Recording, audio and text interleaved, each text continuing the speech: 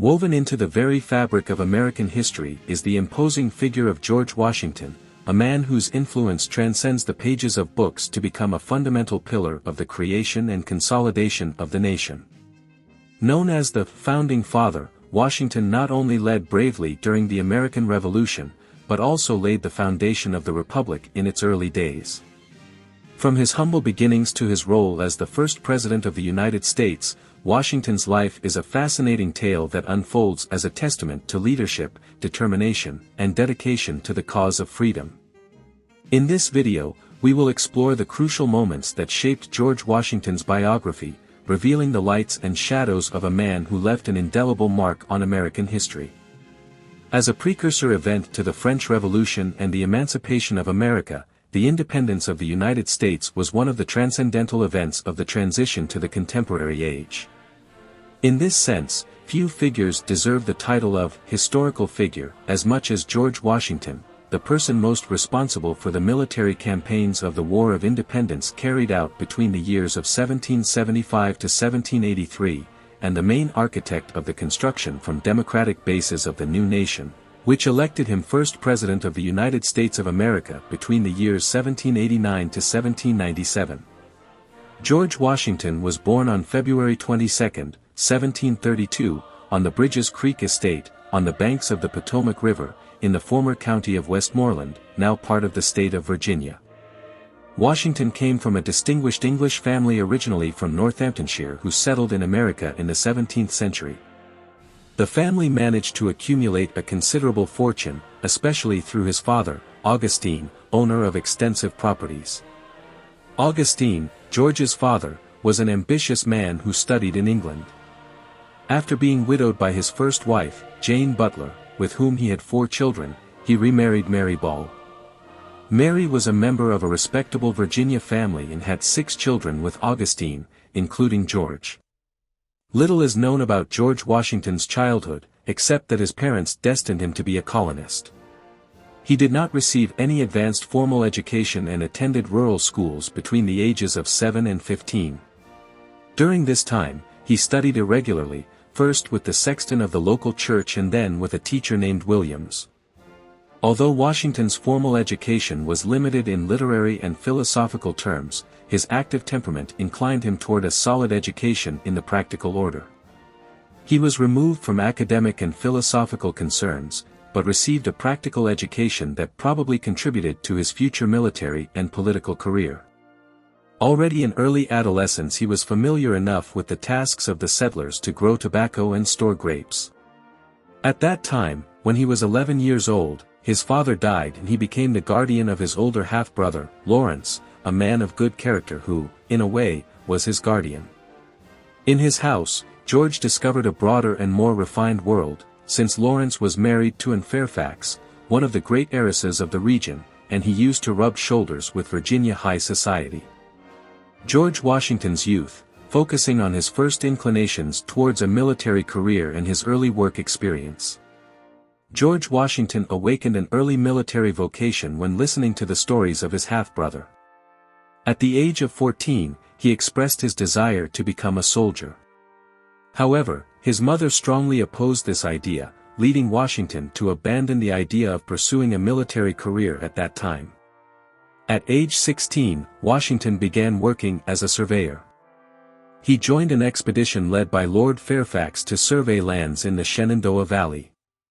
This experience immersed him in exhausting days in the open countryside, without comforts and exposed to the dangers of wildlife. During his time as a surveyor, Washington not only gained knowledge of Indian customs and the possibilities of settlement in the West, but also developed essential outdoor living skills. This experience helped temper her body and his mind, preparing him for the future challenges he would face. Although at this time Washington remained a faithful subject of the English crown and was not affected by political concerns, Washington felt some annoyance at the limitations imposed by the mother country on colonization. Washington and his half-brother had plans to expand their businesses into the western lands, but the restrictions imposed by the crown could have been an obstacle to his aspirations. A deeper insight of George Washington's transition to adult life, marked by significant events. At age 20, Washington's life took a turn when his half-brother Lawrence died of tuberculosis in 1752. This tragic event made him head of the family, and he inherited the Mount Vernon plantation, a sprawling 8,000-acre estate along with 18 slaves. This inheritance placed him among the wealthiest men in Virginia, transforming his status and responsibilities. With his new position, Washington became prominent in community affairs. He became actively involved in the Episcopal Church and ran as a candidate for the district's House of Burgesses in 1755. This period also reveals his skills in various activities, from sports such as hunting and fishing to his participation in social events such as dances, card games and horse racing. Despite his varied interests, Washington's military vocation continued to be a fundamental part of his plans. At that time, the dispute between the English and French for dominion over North America was at its peak, especially around the headwater routes of the Ohio River. Washington enlisted in the army and was appointed district commander by Governor Robert Dinwiddie, with an annual salary of $100. His first important mission was a reconnaissance in the border area, in response to the French invasions. Despite adversity, Washington led an expedition through the Ohio Valley, a dangerous region inhabited by indigenous tribes and other risks. This successful voyage to Fort Le Boeuf in Pennsylvania began to establish Washington's military reputation. George Washington's participation in the 7 Years' War, or also known as the French and Indian War in the American context, which took place between 1754 and 1763.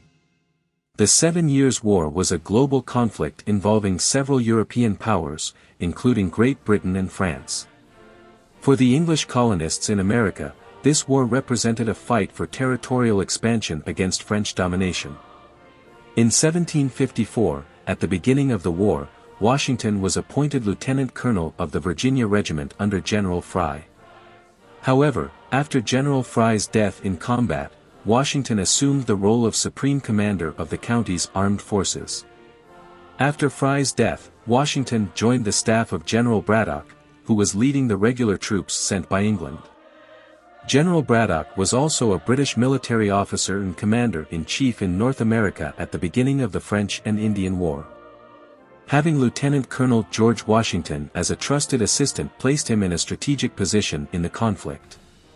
On July 9, 1755, Washington distinguished himself at the Battle of Monongahela, displaying courage and decision-making skills. Despite his best efforts, the battle resulted in a disaster for the English, underlining the complexity and brutality of the fighting in that period. The defeat at the Battle of Monongahela had a significant impact on Washington, who retired to Mount Vernon with the firm intention of never taking up arms again due to the disillusionment caused by the course of the war and the conduct of the British commanders. Despite his resolve to withdraw from it, Washington was persuaded by Virginia notables to assume command of the troops, despite being only 23 years old. He led the troops between 1755 and 1758 and, at the same time, was elected representative of Frederick County in the Virginia House of Burgesses. His skill in military leadership and his contributions to local politics began to cement his prestige. Marriage to Martha Dandridge, Washington, after some disappointments in the war, resigned his military commission and returned to Mount Vernon. In 1759, he married Martha Dandridge, a wealthy woman and widow of Colonel Parke Custis.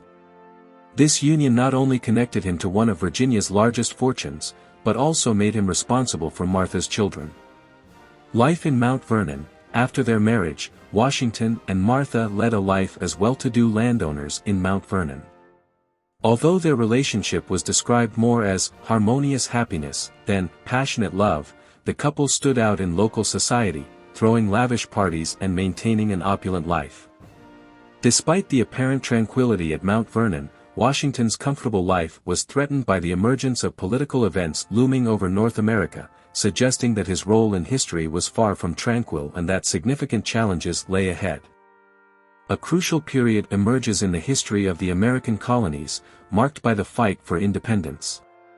Conclusion of the 7 Years' War. The 7 Years' War, which took place between 1756 and 1763, came to an official end with the signing of the Treaty of Paris on February 10, 1762. This treaty had significant implications for the colonial possessions in North America, as it marked France's renunciation of its claims to Acadia and Nova Scotia. Additionally, it confirmed England's full sovereignty over Canada and much of the Louisiana region, although New Orleans remained under French control. With this, a commercial discrepancy occurred. Despite the apparent victory and consolidation of territories by England, the commercial relationship between London and its colonies was affected. The English government expected all colonial possessions to contribute to the amortization of the expenses incurred during the war, arguing that they all benefited from the results obtained. The perception of the colonies was different. Many colonists considered the economic contribution requested by England to be unfair, and this led to growing discontent among the inhabitants of the colonies, fueling tensions that would eventually lead to the quest for independence. This fragment establishes the historical context that served as a breeding ground for discontent in the American colonies, resulting from mercantile disagreements and financial expectations after the conclusion of the 7 Years' War, preparing the ground for the subsequent movement towards the independence. There was growing tension between the American colonies and the British government, as well as the change in George Washington's stance toward independence. Taxes and restrictive measures. After the enormous debt caused by the 7 Years' War, in March 1765, the English Parliament voted for a tax that affected the traditional rights of the colonies, requiring the use of stamped paper for all contracts. The following year, customs duties were imposed on paper, glass, lead, and tea. These measures generated indignation in North American commerce and led to the formation of patriotic leagues against the consumption of English products. Washington's initial reaction was to be irritated by these measures, but he still considered himself a loyal subject of England and held moderate views.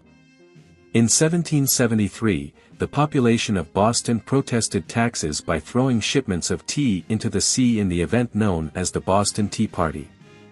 This event marked a turning point for Washington, opening his eyes to the defense of American freedoms.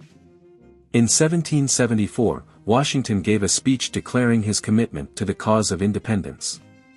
He was present at the Virginia legislative meeting and signed the resolutions. His position became more radical, pledging to organize and finance an army to defend Boston. In the same year of 1774, Washington, no longer considering himself a moderate, represented Virginia at the First Continental Congress in Philadelphia, dressed in uniform.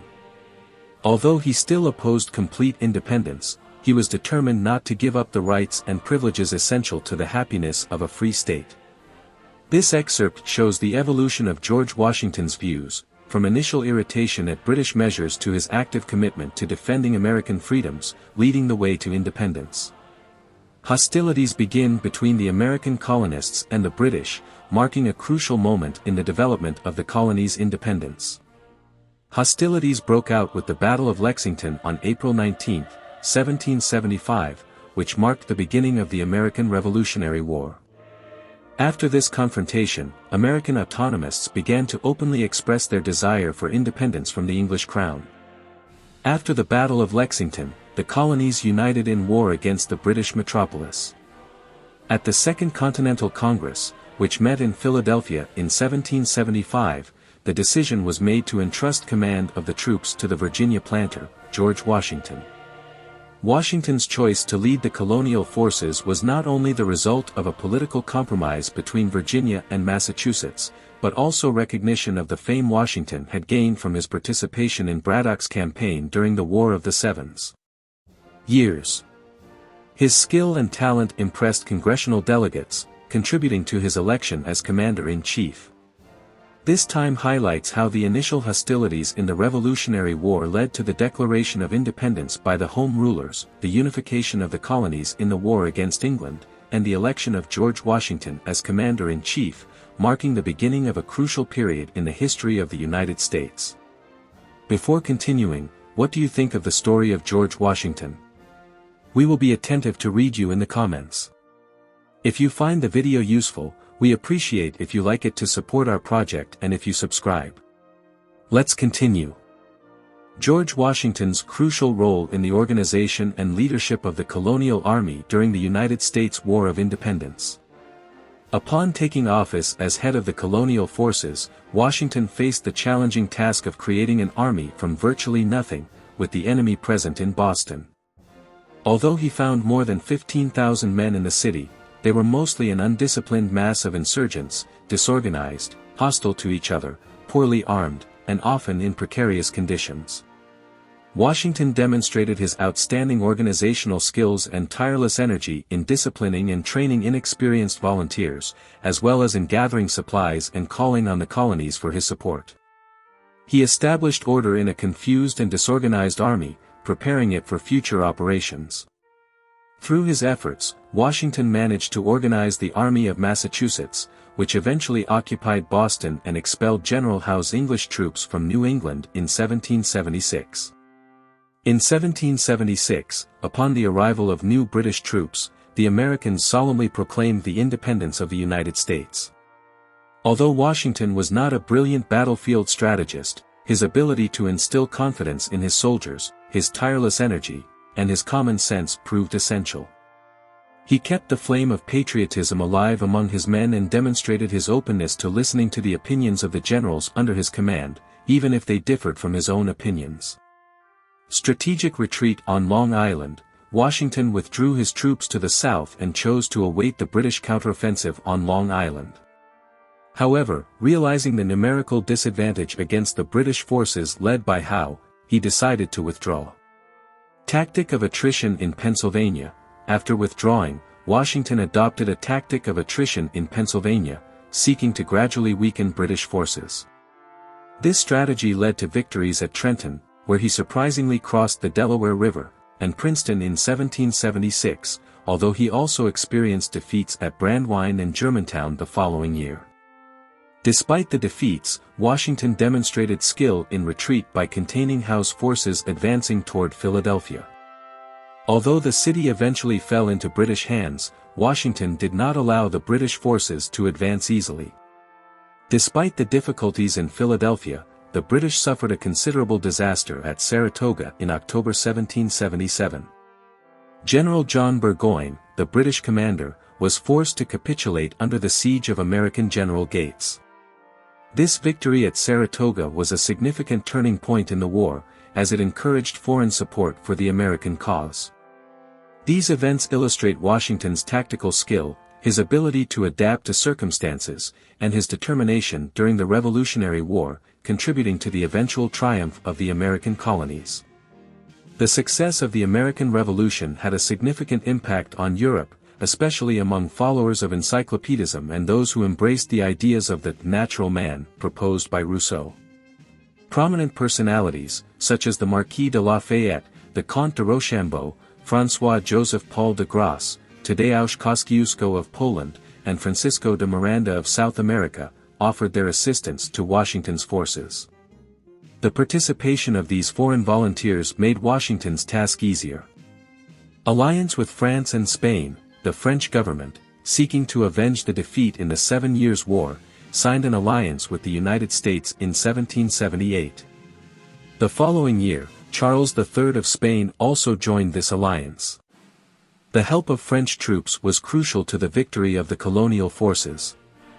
After the difficult winter at Valley Forge, Washington was able to resume fighting and achieve important successes, including the recovery of Philadelphia, the siege of New York, and the defeat of Lord Cornwallis in October 1781. The capitulation of General Lord Cornwallis on October 19, 1781 marked a milestone in the war. This victory led to the definitive recognition of the colony's independence by England. Peace was signed at Versailles on January 20, 1783, marking the official end of the War of Independence. This event confirmed the independence of the United States and established new diplomatic relations between the former colonies and European powers. It highlights the influence of the American Revolution in Europe, the arrival of foreign volunteers to Washington's forces, the alliance with France and Spain, and finally, the decisive victory that led to the recognition of independence and the signing of the peace treaty. George Washington was the builder of the state during and after the War of Independence. In the midst of the war, Congress enacted the Confederation Act in 1778. This was the first attempt to establish a homogeneous bloc with the 13 states of the Union. However, this political formula proved insufficient since, both during the war and in the post-war period, a strong central power was required instead of a government without clear powers. In this context, George Washington, at the height of his prestige and fame due to his military successes, faced the challenges of national reconstruction. Although some notables offered him the crown, Washington refused to accept it. Instead, he dedicated himself to combating the monarchical reaction that was emerging in some sectors of the country. His rejection of the monarchy was essential to preserving the republican principles of the new nation. Washington recognized the need to establish a strong constitution to guide the new country. His leadership and authority were essential in promoting the idea of a stronger and more effective government structure. Here we see George Washington's transition from military leader to state builder during a crucial period in American history, characterized by the Revolutionary War and the challenges of creating a unified and stable nation. It saw a great federalist position of George Washington and his role in the creation and consolidation of the government of the United States through the Constitution of 1787. Washington advocated a strong federal government that could defend American interests internationally and balance the partisan tendencies of the states. This position contrasted with that of the Republicans, who favored the political and economic independence of the states. Despite the differences, Washington managed to reconcile the positions of the Federalists and the Republicans. This agreement was reflected in the Constitution, promulgated on September 17, 1787, which became the first written constitutional letter that regulated the form of government of a country. Following the ratification of the Constitution, Washington was elected as the first President of the United States in 1789. His election was supported by his organizational and leadership skills. In forming his cabinet, Washington selected prominent leaders who represented both Republicans and Federalists. Thomas Jefferson, in charge of the Secretary of State, General Henry Knox, in charge of war, Alexander Hamilton, in charge of the State Treasury, and Edmund Randolph, in charge of justice, formed a balanced cabinet, which allowed coordination and effective direction of the country's administration. Washington implemented a rigorous fiscal policy to address the country's economic problems. To stabilize the nation, he associated large capital with the state and created the Bank of the United States. In addition, he promoted industrial development through protectionist measures that received the support of the bourgeoisie. This passage highlights Washington's ability to reconcile divergent positions, his leadership in forming an effective federal government, and his economic measures to stabilize and develop the young American nation. Election for a second term in 1793, although initially hesitant, Washington was persuaded by Thomas Jefferson to accept a second term in 1793. During his second term, Washington had to face the Whiskey Rebellion in the West. This uprising arose as a protest against taxes on liquor and was repressed by troops sent by order of the president. Another significant challenge was the ideological clash between Thomas Jefferson, Secretary of State, and Alexander Hamilton, Secretary of the Treasury. This conflict intensified due to the radicalization of the French Revolution and the conflict in Europe. Jefferson supported revolutionary France, while Hamilton advocated American neutrality in the European conflict. Despite his initial efforts to maintain harmony between Jefferson and Hamilton, Washington, once war was declared in Europe, opted for neutrality. He supported Hamilton's positions and declared his pro-British sympathies, despite the significant debt the United States owed to France. Washington's pro-British position led to weakening relations with France. Thomas Jefferson, in disagreement with this policy, left the government and from the opposition expressed his opposition to the president's centralism. The political decline and the last years of George Washington's life. Washington's political star began to decline, in part due to the revelation of the terms of the Jay Treaty signed with Great Britain on June 25, 1794. This trade agreement generated heated arguments in Parliament and affected Washington's popularity. Although he was elected for the third time to occupy the presidency, Washington flatly refused. He pleaded his desire to return to the peace of private life and expressed his fear of dictatorial temptation that could threaten the democratic origins of the struggle for independence. Washington returned to his Virginia plantation, dedicating the last 2 years of his life to caring for his family and property. This act reflected his firm commitment to Republican principles and his rejection of any form of authoritarian government. In 1798, he was appointed Commander-in-Chief of the Army due to the danger of a possible war with France. However, this role was temporary, and Washington returned to his private life after fulfilling his responsibilities. George Washington died on December 14, 1799, at the age of 67, due to acute laryngitis. Throughout his life, he faced both the dangers of battlefields and political challenges with characteristic serenity. Washington was remembered as, first in war, first in peace, and first in the hearts of his countrymen, a leading man of independence who faced both war and politics with courage and serenity. His refusal to cling to power and his dedication to Republican principles made him an icon of American democracy. But now it's your turn to tell us, what did you think of the story of George Washington? We will be attentive to read you in the comments. If you found the video useful, we would appreciate it if you gave it a like to support our project and if you subscribe. Thanks for watching and we'll see you next time.